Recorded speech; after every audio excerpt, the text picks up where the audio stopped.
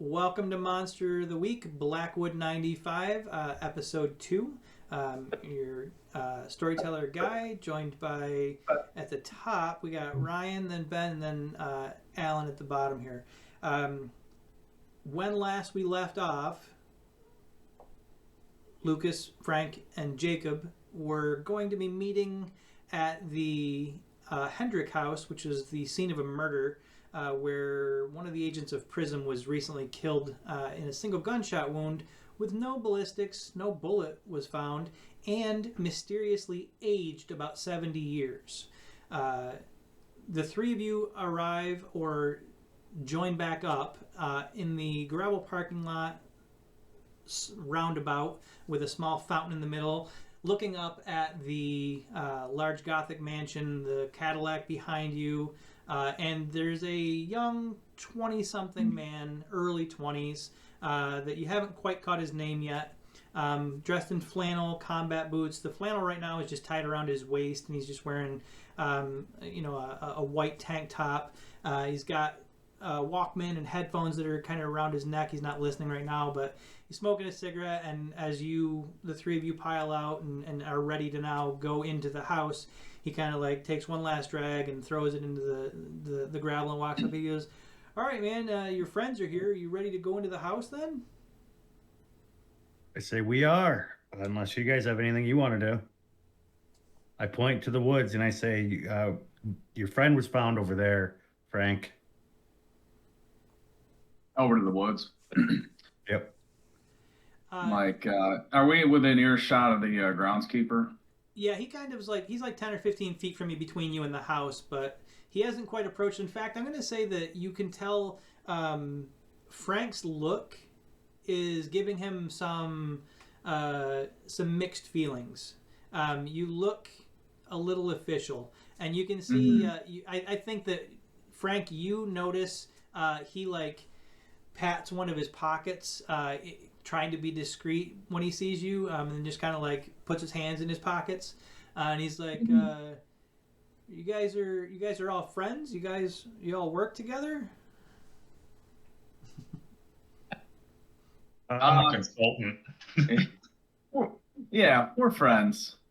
I just came from work, so little dressed up, but Cool. heard you're giving tours though. Well, your buddy here, and he points over to Jacob. He says, like, your buddy here said he wanted to get a look in the house, and I mean, I can't let you guys just wander freely. I've got the keys though, because I'm responsible to go in and do maintenance and stuff. I can at least show you the main hall and whatnot, if that's what you're interested in.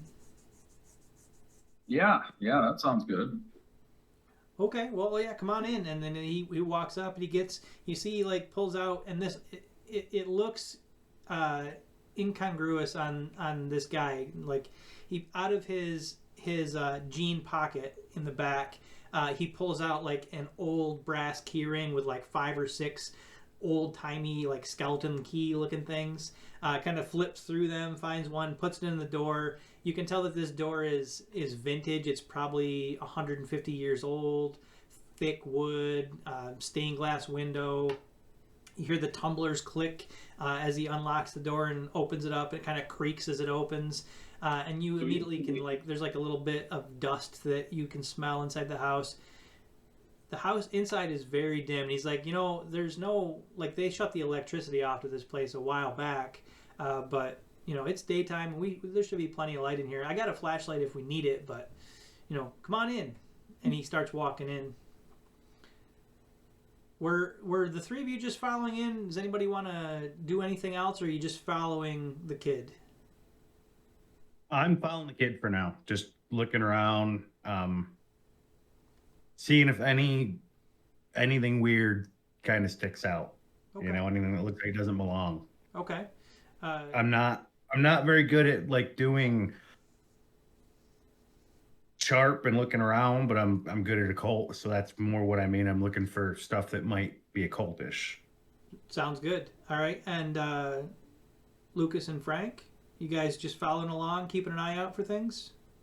Yeah, I'm gonna follow behind you. Sorry, go ahead. I'm sorry to. I am enthusiastically following along. Yes, I'm taking all the sights in. Okay. You do hear as you enter the building and maybe glance over your shoulder. You hear the cry of a raven perched on top of the Cadillac. But you see Lenore out there. You head in. I should have asked you one at a time. Frank, are you just kind of following along, keeping an eye out for things? Yeah. Also, just looking for anything out of the ordinary, trying to, see if there's any evidence of, the actual cause of the murder, I guess. Okay. Um, the group of you head in behind the kid. The front hall of this massive house is this giant reception hall that goes up about 2.5 stories. There's winding staircases on either side that head up to a balcony. You can see rooms to the left and right as you come in that kind of head off, though they are curtained, so you can't quite see where those go. There's not really dust in here. It looks like this is a well-maintained place. But it's old enough, and there's like an old carpet that doesn't get walked on very often. You can see that there's actually, all of you notice, like as you walk in, right at the door, it looks like somebody was moving fast and like part of the carpet not tore, but you can see a lot of the fibers are pushed sideways and disturbed in such a way that, to be fair, probably damaged this rug that is inside the building. It's not meant to be sprinted on and hard stopped. You all notice there is on one of the tables on either side of the door as you step in, there's a kind of like a small porcelain vase on one, and on the other one it's an empty table, but there's clearly a ring where there used to be a matching vase on this side, but it's gone now. But the kid kind of walks in. He's like, "So this is the Great Hall, man?" And I guess Old Man Hendriks liked it because he would receive visitors and he'd stand up there like like the king or something. But yeah, it's right this way. And he walks underneath the landing balcony, and he's like, "So right down here is what I was telling you about." And he's like talking to you mostly, Jacob. He's like, "Right down here is what I'm telling you about." He's like, "This door," and he walks around a corner and like doubles back, and there's a very large, well-made, decorated wooden door with a large. This is not part of the original design. You can tell it's been bolted on. Large iron bar that padlocks to the side. Definitely not part of the original construction, but the padlock and the bar have been, looks like somebody took a crowbar to it and ripped it out of the wall. He's like, look at this, man. I don't do woodwork. I'm gonna have to contact the foundation and let him know your guy. He's like, first of all, I saw how old the guy was when I called the cops. I don't know how he did this, but I don't know what he was doing in the basement. But did we catch this kid's name? What's Sorry. up? Did we catch this kid's name? You didn't, but you do remember in your briefing that the groundskeeper's name is Bart.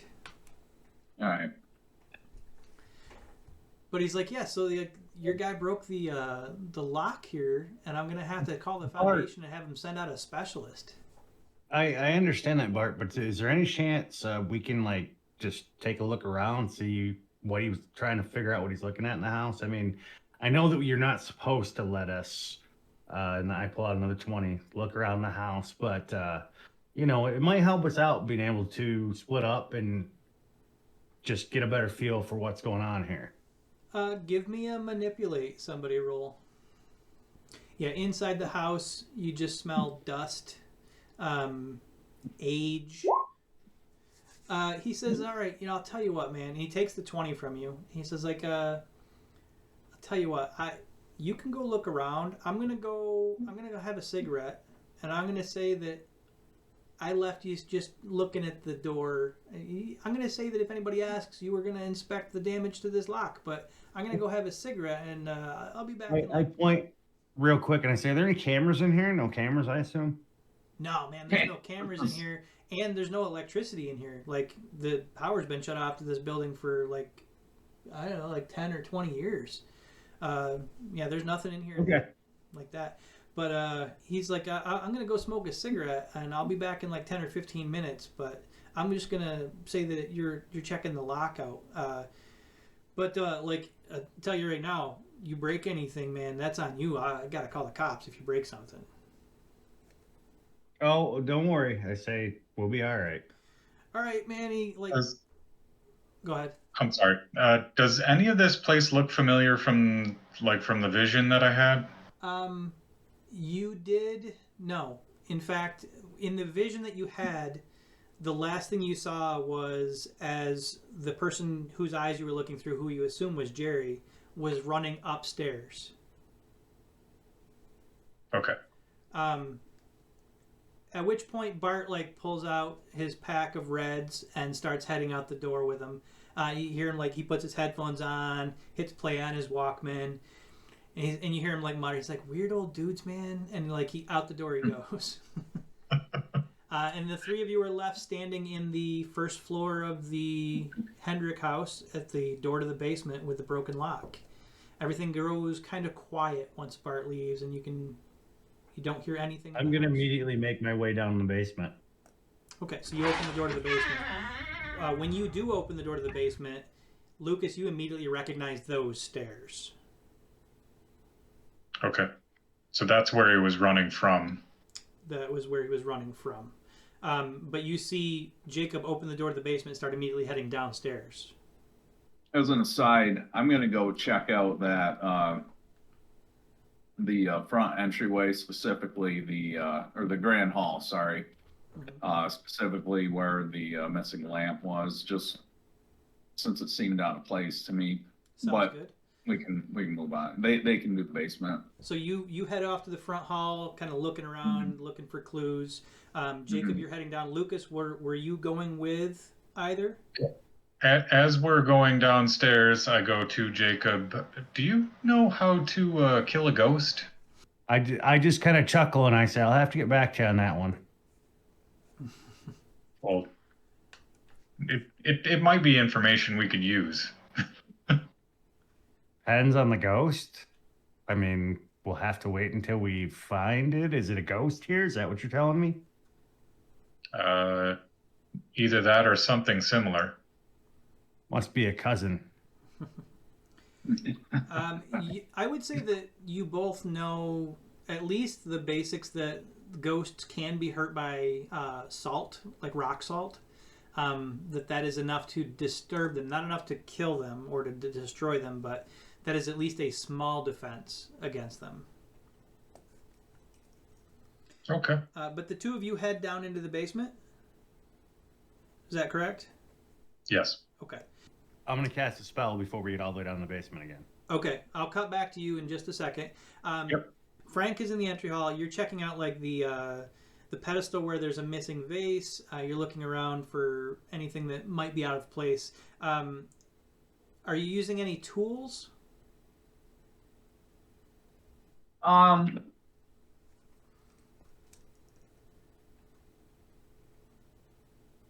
Yeah, I'm going to I've got a little detector thing that detects paranormal energy. I don't know what you call those. Sure. Well, paranormal detector. Yeah. You're going to use one of those? Yeah. Okay. Yep. So you get out your little electronic device, probably got some knobs on it, maybe an antenna that you pull out and start looking around. Give me a investigative mystery. I've got one of those too. Nice.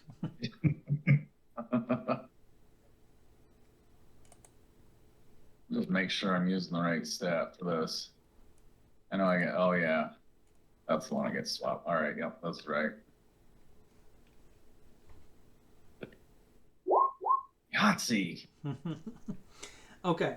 As you're kind of like you're getting readings. Like you're seeing the needle start to jump. You're hearing like the click of the reading, the energy level. As you get near the door, you kind of like are checking out the where the vase used to be, and then you kind of turn and it starts to lead you up. You don't start heading up the stairs, but the energy trail kind of leads up the stairs, and you catch a corner of your eye as you're starting to like point the meter up the stairs. Just a sudden movement as a large candelabra, like roughly the size of your head, comes whistling through the air at you and slams into your shoulder. Do you have any armor at all? Yes. Let's see. What do I have? It's gonna do 1 harm, but your armor will reduce it if you have armor. Like if you're wearing like a flak jacket. It says 1 armor. Okay, so it slams into your shoulder, kind of blasts you into the wall as this candlestick clatters to the floor. And for just a moment, you see a man on the top of the stairs in very old clothing with a pulled back ponytail hair with like curly hair on the side, a beard, a mustache, who's just kind of standing there and then steps backwards through the wall and is gone. Okay. So do I take a harm or did that prevent harm? If your armor soaks 1, then it would have prevented it, but you did. Okay. You did. It still stings a bit. You feel the candle. I'm taking back, right? Yep. Yeah, but you slam up against the wall as you look up and you see this person step back through the wall. Okay. And where he stepped back through the wall, there's a painting that he stepped through, and the painting looks like that person that you just saw. Okay. Cutting back down to the basement. Sorry. So let me just wrap that little scenario up. When I kind of gather my wits and rub my shoulder, whatever, I'm going to head back to try to circle up with these guys to fill them in on my little encounter. Okay. Sounds good. Back in the basement, as you near the bottom of the stairs, Jacob, you begin to cast a spell. Yeah, I want to try and cast a spell if I can, if this isn't too big a magic, to try and see if there's a evil spirit or ghost here or a malevolent entity, if it's not big magic. Okay, so you're casting something, you're basically trying to do something that will require you're trying to cast a detection spell for a malevolent spirit. Yes. Okay. I pulled out my scientific equipment, but I quickly put it away when I realized that his spell is setting off my gear. I think that Jacob sets off your gear as well if you're standing next to him. I'm just like, shit, this isn't gonna work. When you guys were talking about equipment, I was like, I had some, but it never worked for me. It was always going off. Okay, I think that at least detecting the presence or recent presence of something malevolent is not big magic. So I think you can attempt that. So go ahead and give me a use magic roll. Okay. Nearing the bottom of the stairs, Jacob, just describe what it would look like for Lucas. So Jacob kind of draws a circle on the ground, and as he does it, he reaches into a pocket, and it looks like maybe it's some ash or maybe some wood that he's sprinkling around, a mixture. He doesn't even pull it out of his bag. It looks like he just had it in his pocket, and he mumbles a little bit, and he's one of the things you hear is spirits of evil, and then he looks around, and then he stops. Okay. Jacob, when you look around after performing your ritual, you get basically impressions. You see you think what you're seeing is repeated impressions of the same entity in this place. The both of you are down in a very dark basement. Let me ask a question. Do either of you have a flashlight with you, maybe? No. Okay. And if neither of you would have a flashlight, you are in a darkened basement that you really can't see much in. There's a little bit of light that filters down the stairs, Enough to show you like benches. That's about like work benches. You can't really tell what's down here. But Jacob, your vision is you see just like these trails, multiple impressions of the same man moving around in this basement, going to these benches. It looks like he's working on something. It's a man with old time clothes. Sometimes he's wearing like an apron and work clothes. Sometimes he's dressed in more regal looking attire. But he's moving around, working at different benches. He's been in this basement a lot, and you sense an overwhelming evil presence around him. Well, Lucas, your spirit's definitely down here. Doesn't look like he's here now, but he's been here a lot. So, What I couldn't tell what he was doing on the benches though. He just Because you don't see the room, you just see him. You see him like working on something. You weren't seeing what he was touching. now, but when we saw him working on something, I saw him working on something. I can only assume that there's some sort of light in this basement, a lantern or something, unless he doesn't need to see. There might be. So you want to look around for like a lantern? Yeah, like an oil lamp or Okay. something. I think that that's well within the range of what would be in this basement. You find an oil lantern, not a problem. It still has oil in it even. It's exceptionally old, but it's enough to light if you want to do that. And reach in, pull out a little lighter, Sure. So your light it. little Zippo comes out. You light the oil lantern and hold the light up to the room. And what you see is just along every wall and every possible work surface is old tools, work boxes, toolboxes. There's pegboards for things. And you can tell that it's, knowing the history of the family, it looks like a workshop where people might be able to build guns, rifles. There's places you can see like some old rifle stocks that have been mostly carved out and that are still laying there under a layer of dust. Everything has a layer of dust here, but when you were watching him move around, you didn't get the impression that he would disturb dust. Like he seemed to pass through objects just as easily as touching them. Lucas pulled out his camera and he's taking pictures all around of this place. One of the disposable ones. Okay. So you're taking some pictures of the work benches. There's like some vices. There's some like little drill bits and whatnot, things that would be used based on what you've learned about the house and the history of the family. It's a gun workshop. What else would you like to do? Nothing.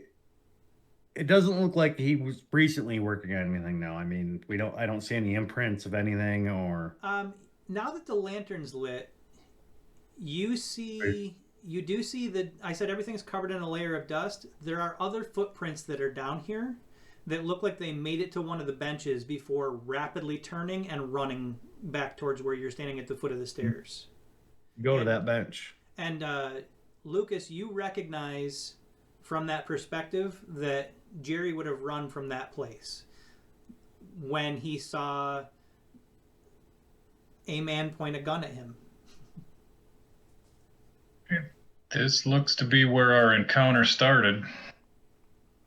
So you head over to the bench, and at that bench, you can see there are a number of parts of a old revolver that are disassembled. It's lots of the pieces are missing, but you find like a barrel, you find part of a handle and a part of a trigger mechanism.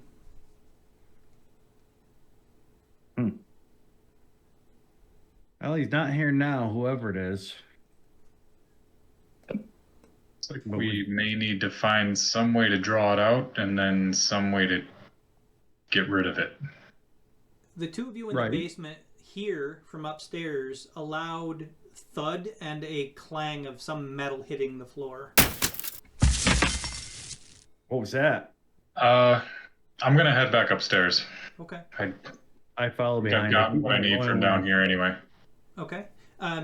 you guys start heading back up the stairs.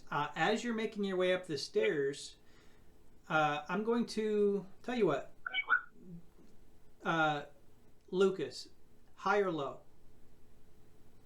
Hi. Okay. Let me see here. Just gonna roll. Okay. Lucas, you make it up the stairs and out the door to go investigate what that noise was.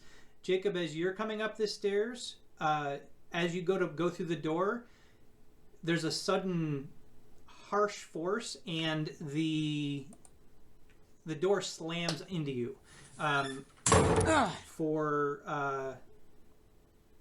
Well, you're very resilient, thankfully, Jacob. It would do normally 1 point of harm, but the door does slam into you and kind of ricochet you off the door jamb. But you do manage to get out of there as the door tries to crush you shut. There is no wind. There was no wind. There was nobody near there. Just all of a sudden, the door slammed shut with great force. Lucas, why are you trying to throw me back in the basement? Yeah, and Lucas, you hear like this loud thud and crunch, and you look back and you see Jacob picking himself up off the floor. About the same time that Frank, in a little bit of a daze, is coming back through the entryway, kind of rubbing his shoulder as the three of you meet back up. Is Jacob still on the ground collecting himself? Just getting to his feet. You did. I think that Frank, you also heard the door slam shut. You guys leaving the basement already? Sounds like you guys left in a hurry. Well, I heard noise from upstairs, but now looks like things might be happening here as well. Yeah, I think we might have found I might have encountered our perpetrator. He chucked a chandelier at me and damn near took my hat off with it. This place have a kitchen? I mean, there's got to be a kitchen somewhere. You can go wander around and look for one. I'm skeptical that I'll find anything useful in it anyway, because this is an old house that hasn't been lived in for a long time, but I'm going to take a look anyway. Okay. Are you going by yourself, or are the other two going with Lucas? Well, I'm going to first ask these guys if they know how to deal with what their input is on dealing with a ghost, because I certainly saw old man Withers just walk right into a wall after he winged that chandelier at me. Old man, do we know who this is? This house belonged to that family. Yeah, Frank did see a picture that looked like the guy. Yeah, the guy had old time threads on, beard, curly hair. I mean, definitely a old time guy. Walked right into a portrait of himself that's hanging on the wall up there on the second story. Lucas, if you want to go check out the kitchen, I'll and Frank, if you want to go with Lucas, I want to go check out this portrait. You sure you want to go alone? I'll chance it. He's beating me up a little bit, but I'm doing all right now. All right. Well, maybe shoot me one of those ESP pages if you need anything. Otherwise, I'll go with Lucas and see what we can see. Sounds good. All right. So the two of you head off looking for a kitchen. Like I said, most of the side rooms are covered in heavy drapes or thick doors. But you go exploring, you're going through dining rooms, you're finding servants' quarters, you find a reading room, a library. At one point you find a small office. But you're going to be out there looking for a little bit because this is a very big place. Much closer to where you were. Jacob, you turn and head up the stairs towards the top.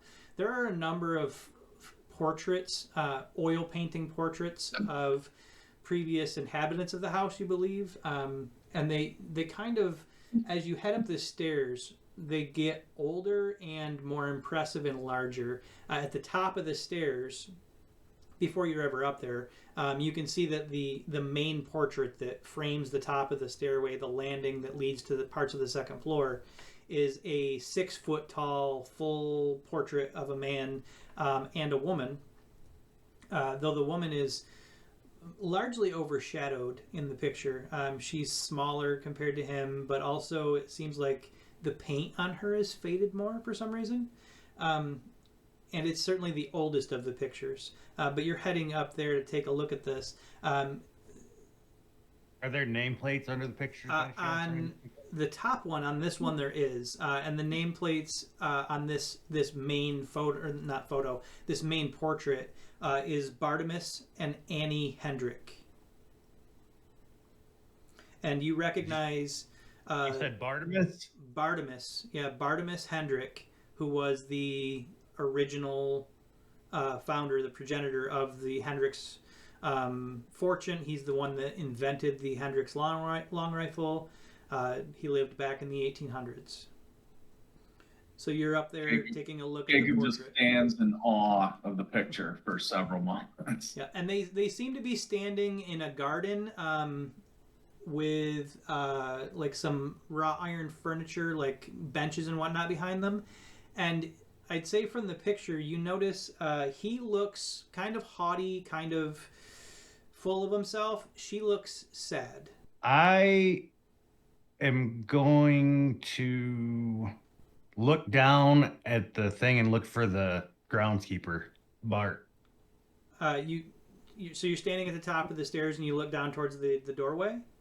Yeah, just to see if I still see him outside. He's outside the house. You can hear a little bit of the music. You can't quite see him from where you're at, but you can hear a little bit of the music, though you can't tell what it is coming from his headphones. So he's nearby. So out loud, I'm going to say, Bartimus, what is going on here that you don't like? Okay, so you're trying to directly address Bartimus Hendrick. It sounds like you're trying to use magic to communicate, or would you say it's something else? Yeah, I'll use magic to communicate. He's a ghost. He should speak the same language. So yeah, I'll try and use magic. Go ahead. Give me a use magic roll to see how well you can communicate with what you believe. Okay. You take a moment, focus, reach out to the unknown and ask what's happening. What is he so unhappy about? As you stand in front of the portrait of Bartimus and Andy Hendrick, and you get a response, but the response comes as a "You dare!" And out of the painting, a hand comes out and shoves you. You tumble backwards over the railing. Your arms flail and windmill in the air as you fall 2 stories down to the hard floor of the first level of the foyer, taking 3 harm.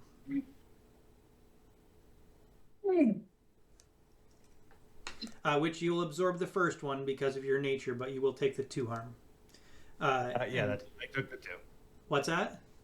I took the 2. Okay. I'm going to cut from there as you are catching your breath. Like you land and just kind of, nothing follows you, just this quick shove, and then you land down there. You can hear like a little bit of alternative rock music as you just lay there gasping for breath. Deeper in the house, far enough away you don't hear any of this happening. Lucas and Frank, you come across a well-appointed, at one point, kitchen, though it seems like it's been decommissioned for quite some time, but it's old gas burner stoves. There's kind of an island in the middle of the kitchen with hanging pots. There's large butcher blocks with knives in them. There's what looks like cooler chests, not even like old-time cooler chests, not refrigerators. And there's a small like servants table. This is clearly not where the owners of the house would have eaten, but this is where their meals would have been prepared. Just utensils, no actual I mean, there's sundries left here. There's cupboards and whatnot, and you start to go through those. Not really. There's not anything of. What were you looking for? Let me ask that. I'm gonna ask that. Like, so if we Sold. walk in there, I like, actually had a better idea on the way here. There's got to be some kind of maintenance shed. This is a place that probably suffers some pretty harsh winters. There might be rock salt in like a utility shed or something like that, is which that I'm what sure. we're looking for, Lucas? Salt, yes. All right. Yeah, the cupboards in the kitchen are pretty bare. They don't get dusted the way like the floors probably do. You see a few signs of mice, but no sundries. There's no salt in this kitchen, as far as you can tell. But the two of you have a little conversation there that there might be rock salt in the maintenance shed. I'm sure the guy outside would know where that is. I was just gonna suggest that maybe go talk to Bart the Third or whatever and see if he might have any rock salt on hand. You do see the windows in the kitchen do overlook a garden and part of the swimming pool that is outside. The swimming pool is very old-fashioned. It's got like marble statues that kind of shoot water into the pool of like dolphins and strange sprite-looking things. A lot of carving and whatnot on it. The pool itself it was never a chlorine pool. It's just a kind of a opaque water that is more of a pond than anything at this point. There's even some like lily pads in there, but there's old, now at this point, well rusted iron furniture that's out there. Some of it looks like it has fallen to time and has been just removed, but you see still traces of it. And there is a door here that leads to outside as well. But did you want to go back through the house to go talk to the groundskeeper Bart? Do we see any sign of a maintenance shed out that way? Not from that window, but if you want to go outside and start poking around, you can, or you can head back and talk to... I was about to say, we can circle around the house to talk to him instead of going through the house. Maybe something will catch our eye. Right. So the two of you step out of the house and are going to circle around? Yeah. Yes. Okay. As you step out, you realize what time of day it is. Based on you got here in the morning, you talked to the cops, you went a little bit to the morgue, and you've been looking around the house for a bit. It's getting near mid to late afternoon. Shadows are getting kind of long, and you realize from this vantage point as well, the house has a very excellent view of the town, but you can tell as the sun is getting lower in the sky, or near midday, past midday, that there's probably the best view of the whole valley at sunset, because this is an eastward hill that faces straight west. But you start circling around. You can see in the garden parts of the far back of the estate are a little bit more overgrown. It looks like Bart keeps a good handle on the grounds around the house, but you can see an old stone building deeper in the woods out to the back past the garden. Clearly not a maintenance shed, but as you circle around towards the front of the estate near one of the tree lots, there is a newer looking like plastic and corrugated tin shed that's clearly where Bart keeps his equipment and his tools. But you're heading back around that way. When you get back to the front of the house, you do see Bart sitting kind of off to the side of the door. He's smoking a cigarette, and it looks like he's got an old paperback book that he's got rolled over and is reading, fully unaware that you're back near him. He's not paying attention to anything, but you can hear a little bit of groaning and pain-filled moan from inside the house past his music. Well,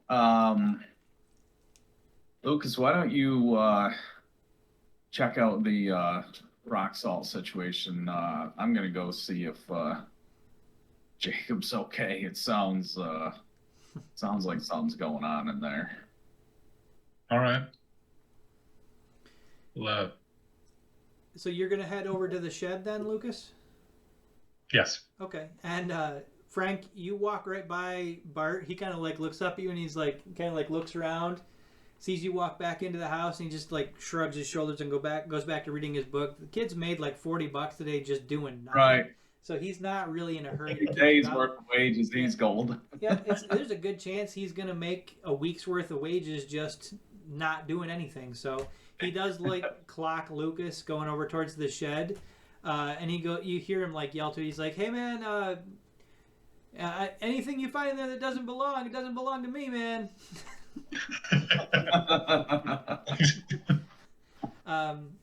But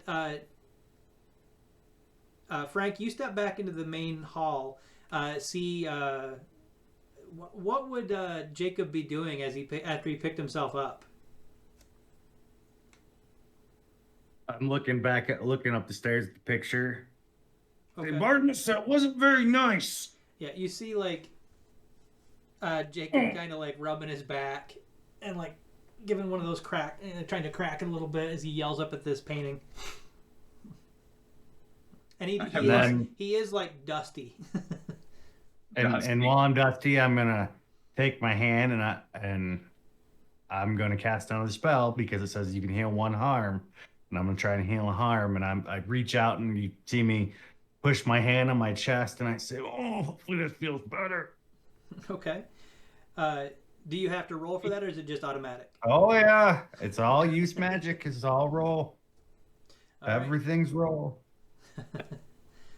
So you see a little bit of energy kind of coalesce around, and you see Jacob take a deeper breath in as he, like, a little bit of color maybe returns to his skin.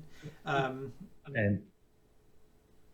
it worked. And I'm like, "Okay, Barnabas, next time, it's you and me." I'm like, so you had a little run-in with him too? He shoved me off the second floor. You okay, man? I'll live, or I won't. But that's neither here nor there. I help him up off the ground if he's still down on the ground. No, I was yelling up the stairs. Oh, okay. I say our ghost is Bartimus. Bartimus, the founder of the firearms company, huh? Yes. Hmm. I don't know why he's here, and he got a little upset when I tried to talk to him. Yeah, he seemed to be upset with me just looking around. Seems Well, like maybe he's a we little should ornery go. fella. Maybe we should go pick up some supplies in town and see what we can find out about him. Yeah, I think that's a good idea. I think we know our culprit. We just got to figure out how to deal with him. Let's rendezvous with Lucas. I think he might be already barking up that tree. At the shed, Lucas, you pull the like loud metal door to the side on its track. A little bit of sunlight filters in through the corrugated roof. You can see like normal things, like there's a push mower, which is ridiculous for a yard this size. There's weed whacker, old gas weed whacker. There's hedge clippers. You were looking specifically, you see an old bag of rock salt in the corner that is not used right now because it's summertime, but it is over there about half empty. You also see there's like a Ninja Turtles metal lunchbox that's over on the one bench. There's a radio with an antenna that pokes out a hole in the roof. And the whole shed, despite being a work shed with lawn equipment in it, smells, you would say patchouli, but you know it's not. Huh. All right. How much of this bag is left? There's like 5 pounds of rock salt in there.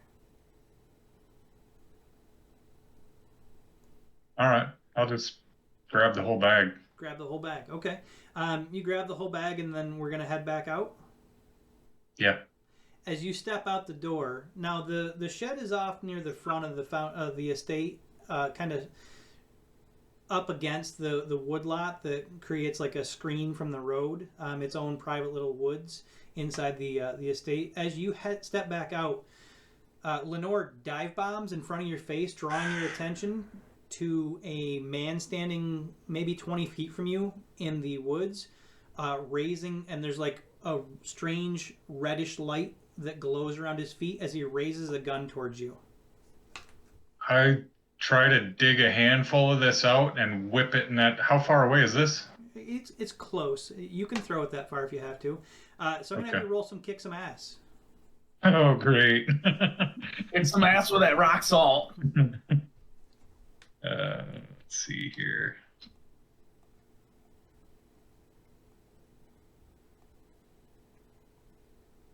I don't suppose this is still dealing with that supernatural event.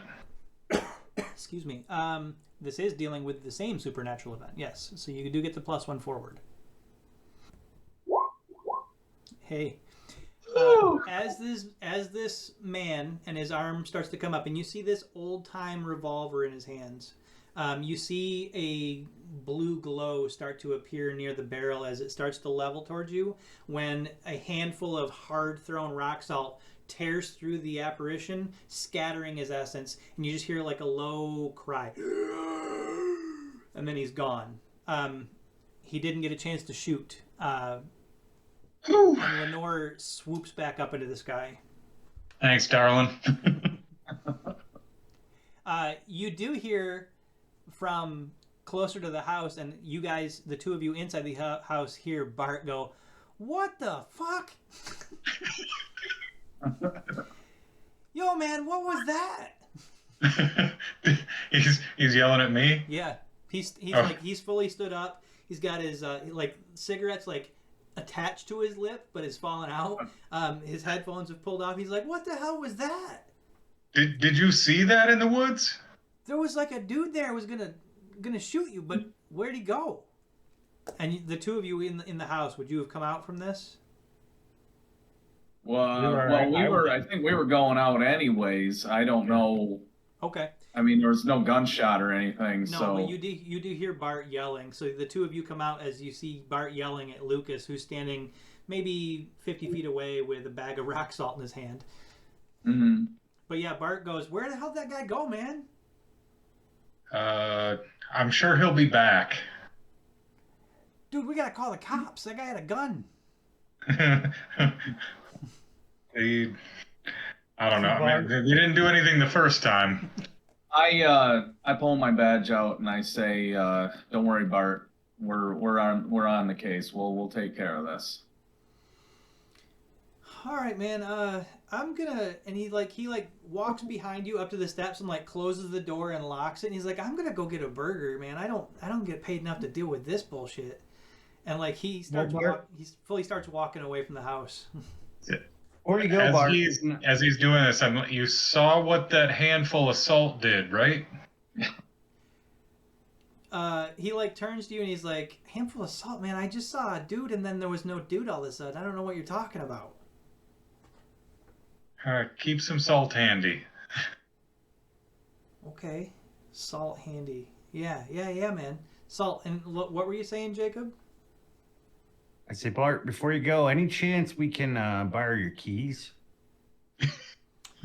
Man, I could lose my job. You got any idea how good a job this is? I mean, normally when there's not dudes with guns in the woods, but like my supervisor, I haven't seen him in like a year. Like, I could lose my job if I let you have my keys. But if you want to try to... That's how you get away with using the shed for what you use it for? I say, but we won't tell anybody. If you want to try to manipulate him, give me a roll. And I pull out another 20.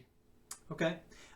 Before you roll manipulate, I think that Lucas was trying to help you with a little bit of peer pressure there. That's my assist. Do you want to do the help out action then? Sure. Okay. So? Go ahead and give me the manipulate roll, Jacob. And you slip him another 20, you said? Yep.